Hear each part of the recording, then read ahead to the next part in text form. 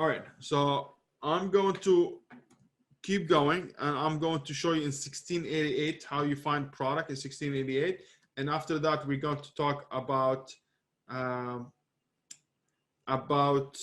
sourcing agent pros and cons. All right, so if I come here, I'll put 1688.com. Everything you're gonna see here is going to be Chinese, or I don't want to offend anybody, is going to be Cantonese or whatever stuff, but you know what I mean. You're going to go ahead and put it in English. You're going to find the website is going to look very awkward. Honestly, it's going to look very weird. Or you can go right click and you'll be able to find also here, you can go ahead and change it to English and you'll be good to go. But now you need to type everything here. You can try with doing it roofing basket. You can put it in English first, see what comes up. See, English worked here. Roofing basket worked. Now if you don't find the English keyword or the word and you're not able to find it, or you put the English keyword, nothing comes up, just go to translator, English to Chinese, and you're gonna put roofing basket. Is going to give you this. You copy it, you come here, replicate that, go 1688, then put that keyword, and hopefully we find something. We found nothing. So we're going to do, we're going to put bread basket. So you got to work with it here. Bread basket, and let's see what we can find out.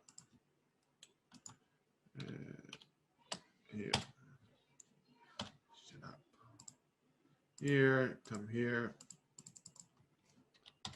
and let's see if anything comes up here. We had close by, so I put bread basket. You need to look into it, then you find them a little bit here, and you'll be able to go through them and see what the price is. But let's say I did in English and English worked, or you come here and check them. Then what you're gonna do next, you're gonna check them out. This guy is selling for $21.38 per unit. You see here, if I put translate to English, it's gonna translate to English for me, and I see what's up. So I put right click and translate to English. It does it for me. So I come here, say $21.38 won. So let's see how much is that. So I'm gonna come here and gonna say US to won, Chinese won. And I'm going to put the number, which is, let's say here, looking at 21.38. So if you put this one, 21.38. So $3.11 will cost you for each one of them. So you'll be able to say, hey, listen, this basket cost me $3.11 for this product. If I'm looking for other ones here, you can look at them and you'll be able to get a pricing bargaining power. So you guys, I come here, the translation, found the product. I say, hey, I got it for $3.11. Let's say your Alibaba supplier comes in and says, no, $6. So hey, listen, man, I come here, I see it for $3.11. Can you do something for me? And they'll be able to lower the price. Now, you need to pay attention. You will never be able to get the same price as the one advertised here, because these prices only for Chinese suppliers, not including tariff, not including export fees, not includes all the fees that they need to do to ship the product outside of China. So if you see $3.11, expect to get the product for $4.50 maybe, or something like that. Now you cannot buy from Alibaba directly because you don't have a Chinese account. It has to be a Chinese bank account based in China to be able to place those orders. So the way around this is basically, if you know someone in China that you'll be able to buy it and you pay them and they'll be able to use their own Chinese account, Chinese bank account, you're good to go. Or you're finding a sourcing agent that will be able to do that for you, but for sure they're gonna charge you a little bit more. Now, this is one of the things that when we talked about ping pong, one of the same companies, they do all this third-party banking or international banking, we were in talks together to make sure if we can, there's a way for us to pay through their ping pong account to pay AliExpress, to pay 1688 directly from our own account. Was in talks, but I don't know what happened yet. I'm still waiting on them. Nothing happened. But if you want to compare prices, come here and do it. And hopefully that will really, you'll be able to have a good bargain power, or you know exactly how much the price is going to be, and you'll be good to go. Now, let me tell you something. When I use 1688, I use it for comparison. And actually now I have someone, which is I'm in talk with, to see if they can source products for us from 1688 at the price. It's going to be a fee, $200, $300 to be able to do the research on Alibaba, find the product, contacting suppliers, and then once they contact the suppliers and they meet the criteria that you have, they will give you the suppliers or the contact information, and you will take care of it from there. So, but that's gonna save you a lot, because even if you pay 200, 250 or whatever the amount, I'm still in talk with her to see if she can really do that for us. You'll still be able to save a lot of money. If you save $1 from each unit and you ordered 1,000, you're saving $1,000. So it's gonna be really cool if you're able to get a better pricing than Alibaba. But I have to keep you later on. I'll be able to mention if we can. I'm having a meeting with her later on today. If I'm able to convince her to do that for us, she'll be able to source the product for us. She'll be able to find the supplier, negotiate the price on our behalf, and you just pay them. You pay her a simple fee, and you'll be good to go. So that's 1688. I didn't go ahead and make a big deal out of 1688. I could have sat there for a long time, but it'd be a waste of time for you. Use Alibaba, stick to the basics, and later on you'll be able to find better and better pricing. Now, let's go ahead and jump into the pros and the cons of finding a sourcing agent and what I think, and then we're gonna call it. A day. Well, you know what? We can go through the inspection as well. So let's go ahead and talk about sourcing agent. I know this one is a little bit long, but I had to make up for Wednesday, where the slacker, which is me, didn't work. So I want to make sure we're here. So, all right, guys, hold your chairs and let's do it. Now, sourcing agent, this is the subject, which is, I feel is controversial, especially when it comes to me. If someone asks me about this, I have my own strong opinions. So let me tell you about the pros and the cons of having a sourcing agent. Before outsourcing tasks like sourcing, you should understand it to maintain better control. 100%, I know sourcing agent make your life easy, give you peace of mind. They will deal with everything and you have nothing else to do. But I think as a newbie, if you're new and a beginner to that business, please do not do it right away, because you are basically cutting corner of building your business.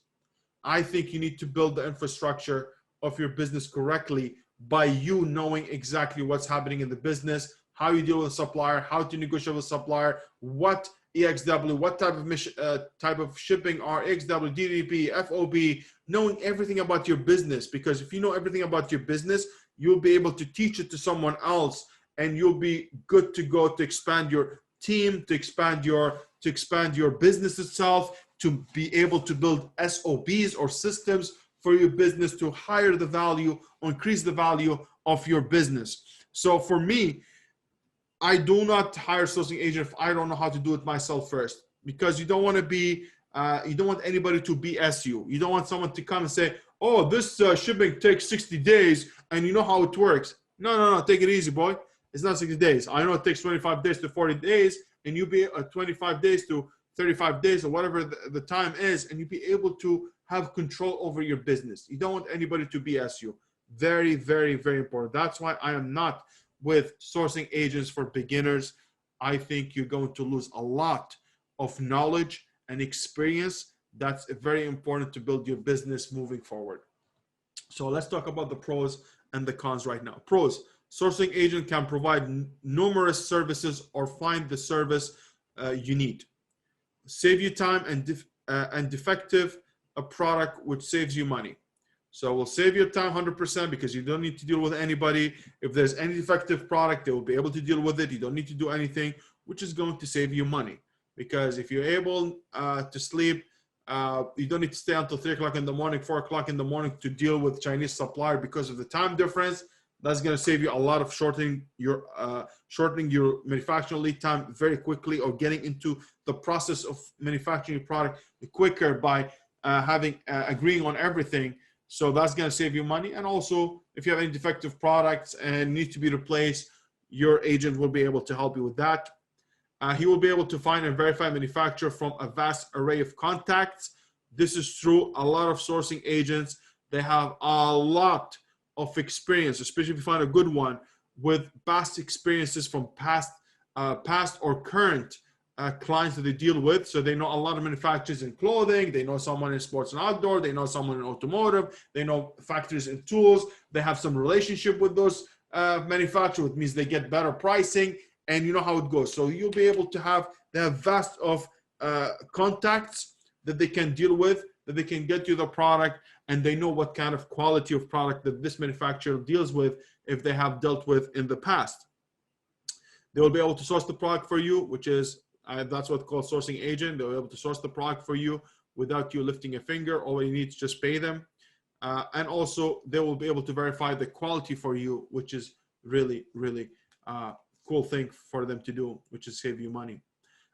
They will be able to collect the sample, so you only pay shipping once. That's when we talked about if you have 3 suppliers, they'll be able to deal with 3 suppliers, get the product, put them in one box, and ship them directly to you. So you'll be able to save money on sample shippings or sample shipping by having them all in one box.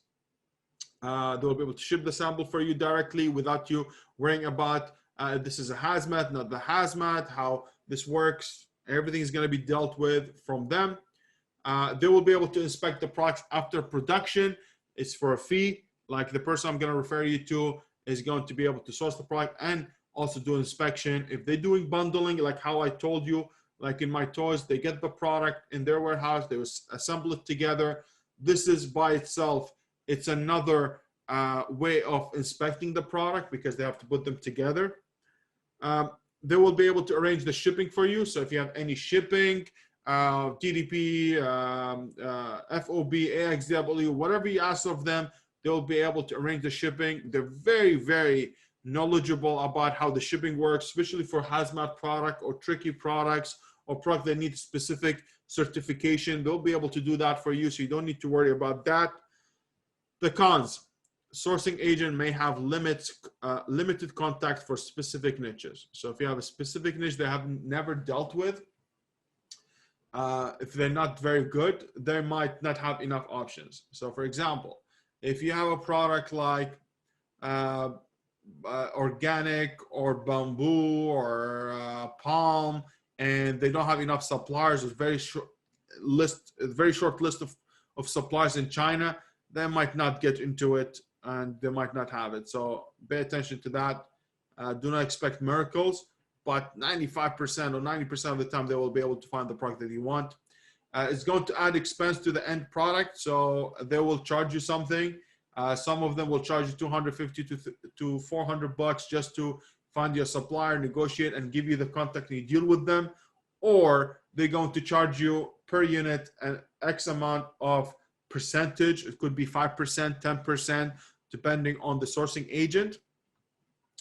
And that's it. So this is the cons and the pros of sourcing agents. So if you want to hire one, you have the pros and the cons, but highly, my opinion only, if you do beginner, do the process for yourself once, source the product, deal with everything, deal with the headache, and then later on you'll be able to hire a sourcing agent. Like now, I deal mostly with sourcing agent.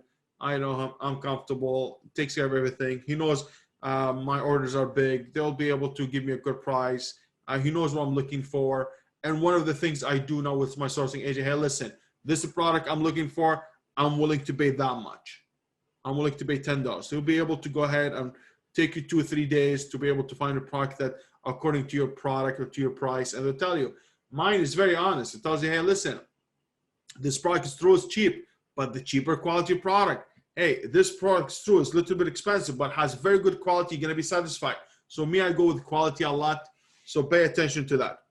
Now, let's talk about inspection, which is a lot of you are talking about. Do I really need an inspection? Please do not be that person to ask that question, because yes, yes, yes, yes, you need inspection. I don't care who you are. I don't care how big you are. I don't care how small you are. You need inspection. An inspection is a bargain compared to the cost of catastrophic loss. Because if you don't do inspection and the product comes in, you just took pictures, they did a video for you, they showed you how the product looks like from far, but if nobody tested them, you paid this $10,000, $5,000, $20,000, the product hit your warehouse, all of a sudden you see the product, there's a flaw in the product, or there's defect in the product, it's going to cost you a lot of money, besides the fact of bad reviews, bad feedback, messing up with your NCX, consumer customer experience, and all the stuff. You don't want to deal with that. Do the inspection. Okay. Unfortunately, for my case, with one product, the electronic, $40, we inspected everything. Everything was good, but the problem was arising after 2 months. Now, what I'm telling you right now with my issue never happened, and unfortunately it happened with an expensive product. So do not take it and be scared because I just told you that. I'm just showing you it could happen. It could happen to a person like me, it could happen to you, it could happen to anybody. So it doesn't define you. Okay, it's like now because I messed up with one, that means I'm a bad guy or I don't know what I'm talking about, but it's stuff gonna happen. Okay, I was going to say the bad one. So an inspection, either random, specific units per carton, or 100% can determine. So if product specs like material density, weight, measurements are met. So here basically the things that they will look at in inspection. And inspection, you can do it in a few ways. I mean, there's some people who do inspection during the production. So they do the first, let's say, order 1,000 units, they finish 300 or 100 units. I send the inspection right away to see how the product is looking, how the product looks, how it feels, how everything, before they finish off the rest. Or, which is most of us will do at the end of the inspection. So this stuff, they want to check the material, the density, the weight, the measurements, if they're good, if the product has the same quality or higher than the sample. Very important when you do any contract, say, hey, if this product, I would like to make sure that my product meets the same quality as the sample that you have sent me, or higher, not something lower. We might send you a good sample and then the production, the product of the production itself is lower. So you need to make sure it's the same weight, the same density, and all the stuff. They will make sure if the correct size, style, pattern, and color are included in the shipment. So making sure everything is looking the same as what you guys agreed on. If your bundle is complete and everything advertised is included, making sure the whole product, the whole bundle, the whole package, the whole kit, the whole set is actually complete is very important. And if the product performs as expected, the product, if electronic functions the same right way, there's no squeaks, there's no friction, or there's something, let's say we have garlic press, but every time I press, the whole hinge breaks or the screw breaks. You need to make sure about this stuff, and they will test that in inspection. If agreed upon instruction or written material are included, so if you have your insert card, you have your packaging, you have maybe instruction manual in there, make sure that everything is there, printed correctly, nothing is missing. They will check that as well. And if things like stitching, welds, or glue are irregular or weak, so loose stitches that unravel, glue that has flawed outside of seams or attached material. So they will check it, make sure the product is looking good, it's not flimsy, it's not, the material looks gluey, it's bad quality. They will check all that. If fabric are stained or dirty, this is very important. A lot of times you see if you have a clothing, you have a product and have stains or has mold, spots of molds, or have from the manufacturing, because where it's stored, you see some dirt on the product, and it's very important for you not to have any dust or whatever dirt. That's something they will check as well. If glass or plastic is broken, making sure that if this plate that you have is chipped in the side, or the glass that you have is chipped somewhere, or there's something wrong with it, or there's a crack or whatever it is, they will check that. If there's any rough or splintered edges, they will check the edges. If you like, for example, the proofing basket, if there's any splinters or anything, materials coming out looks ugly. If holes lines up for assembly, so basically if a product has any kind of holes or anything that need to be symmetrical, it's all aligned correctly. If all pieces required for assembly are included, so if you have a product, especially a product like chairs or anything needs assembly, making sure that all the components are in. You don't want to have all the product in, but you forgot the screws or the nuts or whatever it is. You want to make sure everything is in there. If electrical or electronic product smokes or spark or failed to turn on, this is something, I'm telling you, electronics are really, really difficult, especially when it gets complicated. So you want to make sure if you plug it in, you don't explode like, you know, MacGyver. So make sure everything is good. The quantity are correct, which is another thing. Do not think like, hey, I ordered 1,000 and they have the boxes, everything, the whole 1,000 in. No, they want to make sure they count them. There's 1,000 included. Is it less by 20? Is it 920? Is it 1,000? Is it 1,010? Whatever it is, they want to make sure the quantity is correct. They will check defective pieces. This is very, very important. Defective pieces are replaced or deducted from the total balance due. So if they have more defective products, let's say you have 1,000 and they see 10 of them, they have the option to replace it right away if they have the product in stock, or they deduct it and you'll be good to go, or they will add it to the next order. So that's up to you, between you and the supplier. You can arrange that between both of you. And the other one, if packaging is up to the agreed quality specs and perform as it should. This is really important. Packaging, we always think about it as only regular product, is not. Packaging has different thickness.